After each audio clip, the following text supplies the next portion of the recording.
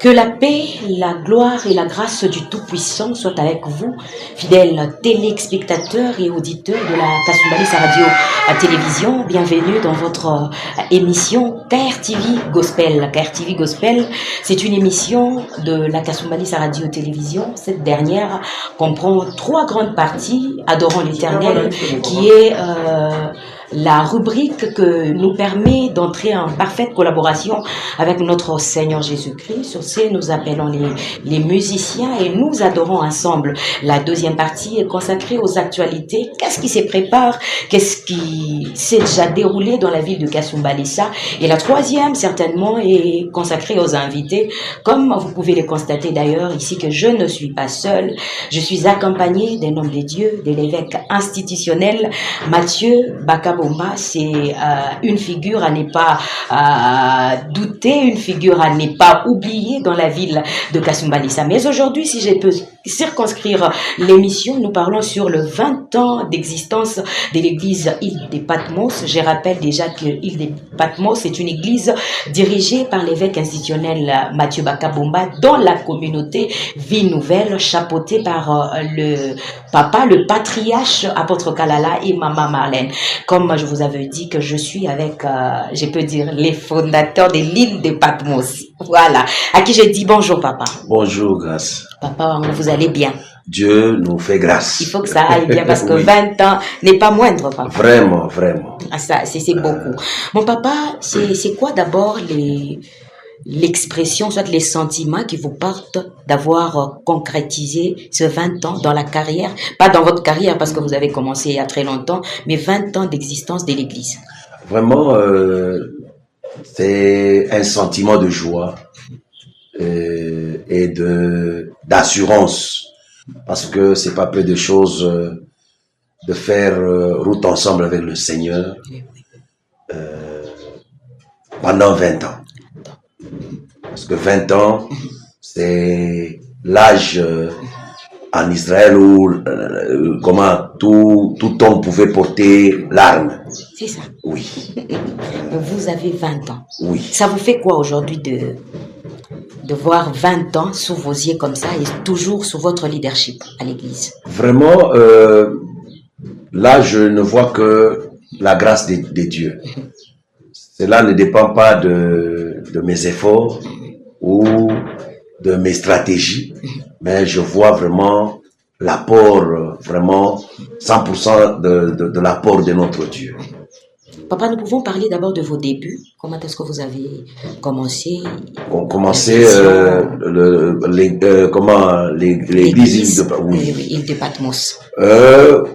Tout au début, comme vous aviez introduit dans l'émission, je ne suis pas Melchisedec. Okay. Je suis fils à un père responsable, l'apôtre Joseph Kalala. Oui, oui. Lui, c'est vraiment un père, un grand mentor pour moi, et une référence, un repère. J'ai évolué auprès de lui, et je crois que en 2005, c'est alors que j'avais commencé une cellule de prière. Et quand j'avais commencé la cellule de prière, il m'avait ordonné de commencer une paroisse dans la communauté. Et c'est tout ce que je peux dire comme un début. Vous avez commencé là-bas. Et est-ce que vous pouvez me citer peut-être une personne que vous avez commencé avec jusqu'à ses 20 ans, il est toujours à vos côtés aussi? Il y a ceux-là qui ont déjà des paroisses. Oui, oui. Nous avons le pasteur Enoch qui est maintenant à Mokambo. Okay. Nous avons l'ancien Jean-Jacques, l'ancien Jean-Pierre. Oui, oui. Il y en a beaucoup. Il y a le frère Toto, le frère Mulgras. Donc vous avez, pourquoi pas dans vos 20 ans, depuis les débuts jusqu'à aujourd'hui, vous avez eu des difficultés dans l'œuvre de Dieu qui fait aujourd'hui votre force? Vraiment, dans toute œuvre, et surtout dans l'œuvre de Dieu, Là, nous avons beaucoup, il y a seulement des difficultés à affronter pour aller à un niveau supérieur. Papa, vous avez tous les atouts d'être visionnaire, d'être aussi... Bon, père, vous avez déjà des enfants que vous avez engendrés, mais d'être aussi visionnaire. Qu'est-ce qui fait à ce que vous puissiez rester toujours dans la communauté alors que vous avez tenu déjà votre apogée? Vous pouvez faire marcher de vous-même. Vous savez, la chose la plus grande dans la vie ministérielle, c'est d'avoir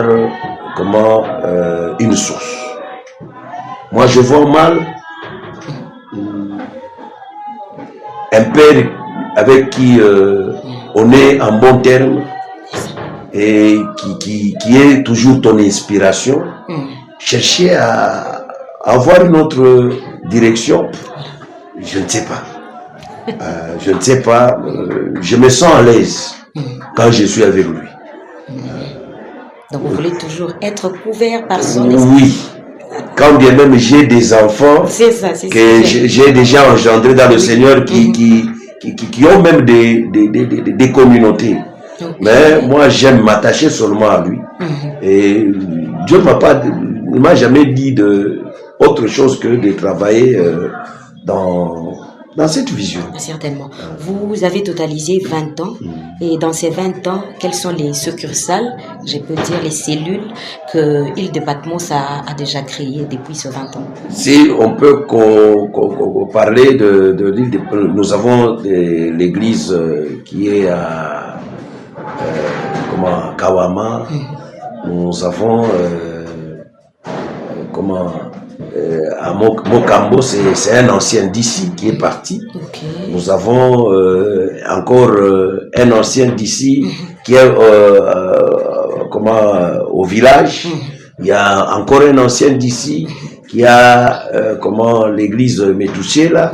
Il y a maintenant même à Kifompa, il y a encore une autre église. Certainement, la vie nouvelle, papa, si on peut dire, comprend beaucoup d'églises, oui. Je peux le dire. Mais parmi les églises, Île de Patmos, c'est parmi les églises renommées. Parmi les pasteurs, les évêques qui ont du renom dans la communauté Vie Nouvelle. Quels sont les mécanismes, les tactiques que vous faisiez pour que vous gardiez un peu la place la plus haute, je peux dire, parmi je ne dis pas toutes les églises, parmi les églises Vie Vraiment. Nouvelle. C'est la loyauté. La loyauté à la vision. Moi, j'aime cette vision. C'est le pourquoi je travaille avec tout mon cœur pour l'expansion de cette vision. Et vous avez réussi parce que... Réussir, c'est trop dire, mais c'est pas la grâce de Dieu seulement. Certainement, je rappelle aux téléspectateurs que nous avons reçu l'homme de Dieu, l'évêque institutionnel Mathieu Bakabomba. Nous parlons sur le 20 ans d'existence de l'église Île de Patmos. Mais papa a dit qu'il n'est pas Melchisédek. Il a certainement un père. Et comment vous trouvez votre papa? Il est vraiment excellent. Vous savez, c'est depuis 92, au mois de décembre, que j'ai connu cet homme de Dieu. C'est depuis 92 jusqu'à aujourd'hui qu'on est ensemble. Pour moi, j'ai toujours dit que Dieu m'a fait grâce, c'est-à-dire la rigueur qu'avait mon père biologique. Mais j'ai croisé aussi un père spirituel qui avait les mêmes principes. C'est pourquoi je me sens vraiment dans ma peau. Dans la famille, j'avais un père qui était rigoureux, un père discipliné, et un père de principes, voulais-je dire. Et quand je l'ai croisé aussi, c'est ce qui a forgé, qui m'a encore encouragé de m'attacher à lui. Et surtout qui m'a introduit dans une vie ministérielle des disciplines. C'est pourquoi je m'attache toujours à lui. Ça, c'est vrai. Papa, avant de commencer la vision Île de Patmos, vous aviez de choses en tête. Vous vous êtes dit, je dois arriver ici, je dois faire ceci, je dois faire cela. 20 ans ici, qu'est-ce que vous avez déjà fait de tout ce que vous étiez en train de dépenser et qu'est-ce que vous n'avez pas encore fait, il faut que vous fassiez. D'emblée, je peux dire que moi, le Seigneur m'a donné vraiment une vocation vraiment à la mission. Je suis un missionnaire. Je suis un missionnaire. Les ambitions, sur le plan d'abord ministériel, c'est-à-dire, moi, je rêvais toujours faire l'évangélisation et être dans les champs missionnaires. Et Dieu a fait grâce. Aujourd'hui, je suis dans le champ missionnaire. Et la deuxième des choses, c'est que j'ai rêvé le plus, c'était d'encadrer les vulnérables. Et le Seigneur me fait aussi grâce. Oui, oui. Je travaille toujours dans ce domaine et c'est le domaine qui me permet le plus, comme un appât pour la mission. Parce que je vais avec le pain d'abord et je présente aussi la parole. La parole, certainement. Et qu'est-ce que vous n'avez pas fait? Fassiez. Ce que je n'ai pas encore fait.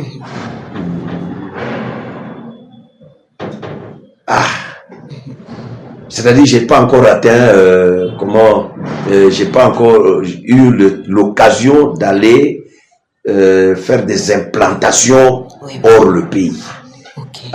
C'est-à-dire dans les objectifs et dans ce que le Seigneur m'a déjà dit. Moi, je sais qu'un jour, quand bien même il y a des fils de la communauté qui ont déjà implanté hors le pays, moi aussi, je voudrais aussi... Vous irez. Vous irez, ou sinon la grâce de Dieu va certainement vous accompagner. Papa, il y a des années, dans ce 20 ans, où vous vous êtes dit, en tout cas, c'est l'année que Dieu m'a beaucoup visité. Et d'autres années, vous vous êtes dit, en tout cas, cette année ici, j'ai force. Oui. Il y a des années là où, vous savez, avec l'œuvre de Dieu, il y a des temps où ça semble bloqué et vous sentez que c'est comme qui dirait le ciel vous a abandonné. Dieu, si dans des moments pareils, moi j'ai compris que le Seigneur nous pousse à encore à réactiver nos batteries pour nous attacher plus à lui. Et il y a des moments où ça ne va pas sur le plan financier, sur le plan relationnel. Vous sentez que ça ne va pas, mais Dieu, comme il est Dieu, il nous permet toujours d'aller vraiment vers lui quand nous nous concentrons à lui et il fait sa volonté. Certainement, papa, avant que nous nous parlions de ce grand travail que vous avez déjà organisé sur vos 20 ans de l'existence de l'Église, je voulais un peu que vous fassiez un message, vous adressiez à cet homme de Dieu-là, qui vient de commencer le ministère maintenant. Le chemin, le parcours est encore long. Peut-être dans 2 ou 3 mois, il est déjà fatigué, alors que vous avez 20 ans avec l'Église. Donc, vous avez eu les hauts et les bas que vous avez eu à surmonter. Et répondre aussi à cet homme qui dit que Kajamungu airipe. Olia kufa Kajamungu ni fata commerce. Alors, vous êtes le produit des lèvres de Dieu. Quel est le message que vous pouvez lancer à ces 2 personnes ici? Vraiment, merci beaucoup. Tellement aujourd'hui, avec tes questions, je me sens vraiment dans la joie. Vraiment. Parce que peut-être avec cette émission, ça peut édifier une personne. C'est ça. La première catégorie, je voudrais fortifier celui-là qui veut se décourager, qui se décourage déjà dans le ministère, que l'œuvre de Dieu, c'est difficile. C'est une œuvre de confiance. La confiance d'abord en Dieu qui vous a appelé. Il faut savoir d'abord, connaître d'abord l'authenticité de votre appel. Oui. S'engager dans l'œuvre de Dieu, on n'est pas serviteur par défaut. Nous sommes serviteurs par vocation. Dieu nous a appelés. Il faut avoir la certitude que Dieu t'a appelé. Peu importe les difficultés que tu peux avoir. Comme c'est Dieu, il est le Dieu qui pourvoit aux besoins de ceux-là qui sont dans son œuvre. Je voulais encore ajouter, peut-être que tu es dans la phase du début, tu commences, mais laisse-moi te dire que tout début a toujours été difficile. Nous aussi, nous avons commencé petit, et aujourd'hui, Dieu nous fait grâce. Nous tenons bon. La deuxième des choses, pour ceux-là qui disent que Kaziamungu a irripé, je voulais tout simplement te dire, moi qui te parle, j'ai travaillé à la douane en tant que déclarant. J'ai fait 14 ans à la douane en tant que déclarant et Dieu m'a appelé. C'est-à-dire, l'œuvre de Dieu, Dieu, c'est le véritable rémunérateur. Et Dieu m'a dit, arrête. J'avais arrêté de travailler en 2008. C'était juste 3 ans après après le commencement de l'église. En 2008, le Seigneur m'a dit d'abandonner. J'ai tout abandonné. Et quand j'ai abandonné, bien sûr, le changement a toujours eu, à chaque fois qu'il y a changement, il y a toujours eu des difficultés. Mais Dieu m'a soutenu. Jusqu'à aujourd'hui, le Seigneur me soutient. L'œuvre de Dieu, c'est lui qui paye. C'est Dieu. Mais on ne peut pas... j'ai toujours dit même à l'église que on ne devient pas serviteur pour stabiliser la vie. On ne peut pas faire l'œuvre de Dieu pour stabiliser sa propre vie. Lorsque nous faisons l'œuvre de Dieu, Dieu va nous stabiliser, mais on n'entre pas dans cette œuvre pour la stabilité de notre vie. Moi, je travaille pour le Seigneur et je suis encore fermier. J'ai fait les affaires. Je suis infirmier et j'essaie de combiner les deux ensemble et je me stabilise. Tout simplement pour ne pas être une charge à l'église. Là, nous travaillons comment l'épée à la main et la Bible. La Bible. Vraiment. J'ai beaucoup aimé. Je ne sais pas, Guélor, si toi tu n'as pas aimé. Peut-être autrefois nous irons à la ferme des papas pour aller vivre la vie fraîche, si je peux le dire comme ça. Papa, vous organisez un grand travail. Moi, je voulais d'abord savoir le pourquoi de l'organisation parce que c'est une fête. Normalement, on allait verser des champagnes, tout n'a pas tout fait, et puis nous partons. Mais vous avez voulu que ça soit un séminaire où les enfants de Dieu peuvent venir au lieu de fêter, mais écouter la parole. Vraiment, c'est la parole qui est notre base. Nous n'allons pas fêter à la manière des païens. Nous fêtons ensemble avec les hommes de Dieu que nous avons jugés aussi bons, qu'ils puissent aussi nous accompagner dans ces 3 ou 4 semaines de célébration. C'est-à-dire, nous avons invité les hommes de Dieu de la place. Il y a un qui vient de la Zambie, un de Lubumbashi, 2 de Kasumbalesa et un de Kinshasa.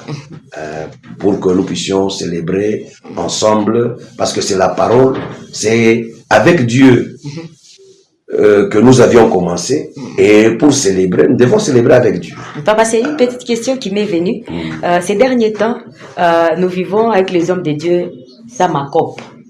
Nous vivons comme des copes. Parce que l'autre m'a invité à son église. Moi aussi, si j'organise un travail, j'ai l'invite. Vous êtes basé aussi sur ça, ou bien c'est l'inspiration divine qui vous est venue? Je voudrais tout simplement te dire, dans l'œuvre de Dieu, on ne badine pas. s'il faut twende tukafuata binkurimba tukafuata binkurimba inje tushifa mkaji ya Mungu. Moi le plus souvent j'aime vraiment me focaliser sur ce que Dieu me dit de faire. Jésus vous voit, est-ce que kama mimi nakuita kwangu, est-ce que tu es forcé de m'appeler aussi chez toi? Non. Ni neema kama mimi naangalia ile neema itasaidia pa kanisa. Mimi nakuita, mishikuweke mkamba c'est pas qu'on anita kwako. Moi je ne travaille jamais mwile optique. Je travaille nikufuatana na vile Mungu anatuweka tel que celui de la Zambie. C'est mon fils. C'est un fils que j'ai.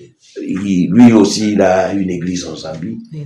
Je l'ai appelé pour qu'on puisse célébrer ensemble. Il n'y a certainement pas vous donner le programme de ces grands travaux. Oui, ça commence. Je crois que le programme, la première semaine, c'est le fils qui commence. De la Zambie. De la Zambie. Il va travailler jusque le vendredi. Et parce que nous allons commencer à sauter le samedi, il y aura une pause. Le dimanche, il y a l'apôtre Jean Katamba qui va travailler aussi, il va faire ses 3 jours. Après, il y a le docteur Trésor Kaimbe qui va prendre aussi ses 4 jours l'autre dimanche. Après lui, il y aura le prophète Simon de Lubumbashi qui commence. Et après le prophète Simon, et à la fin, c'est l'apôtre Honoré Kitenge qui va terminer. Certainement, et la bénédiction du Père à la fin. Oui, parce que le Père sera là. Là, si on termine, maintenant, on va faire une journée que je vais annoncer pour la célébration. En tout cas, ça nous attendons. Là, il faut, comme le Père est en voyage, après, nous allons faire la célébration. Là, il faut que le Père parle. Il faut qu'il parle, certainement. Il faut qu'il soit là. Et nous marchons sur quel thème? D'où viens-tu et où vas-tu? C'est un sujet d'évaluation. Nous venons d'où? Dans les 20 ans. Et nous allons où? Je m'excuse, papa. Nous venons d'où et nous allons où? C'est ça le thème. C'est-à-dire, tunatoka wapi na tukunenda wapi? Bantu hapa tunabatosha wapi? Kule tunatokea. Hapa tuko wapi? Na kule tukunenda wapi? Nous allons où, papa? Nous allons où? Je pose directement la question. Grâce, je t'invite pour que tu viennes assister maintenant. Tu auras la réponse. Papa, nous sommes à la fin de notre émission. J'ai dit que c'est pas une grande émission, mais nous préparons une émission avec papa. Là, nous allons toucher toutes les catégories et tous les domaines de la vie. La vie maritale, je peux le dire, la vie de la maison, la vie spirituelle, la vie d'un fermier, un grand fermier de la vie. C'est pas un grand. De la vie. Et nous allons toucher à tous les domaines de sa vie. Ça sera une très grande émission qui va nous demander à quoi on faire, mais tout n'est pas faire. Mais alors comme ça, nous allons faire. Nous sommes déjà à la fin. Merci papa pour avoir accepté à notre invitation. C'est pas facile d'accrocher papa. C'est à moi de te remercier parce que tu es venu. J'ai senti réellement que la KLTV est avec nous. Oui, la KLTV vous accompagne tellement. Merci beaucoup. Derrière la caméra, c'est Aguelor Yelaz Kabongo. Nous disons merci à Russell Moulaja Saboué, qui est le directeur de programme et directeur général de la Kasumbalesa sa radio-télévision. Merci à tous les amoureux de l'émission KRTV Gospel. Merci. Gospel. Merci.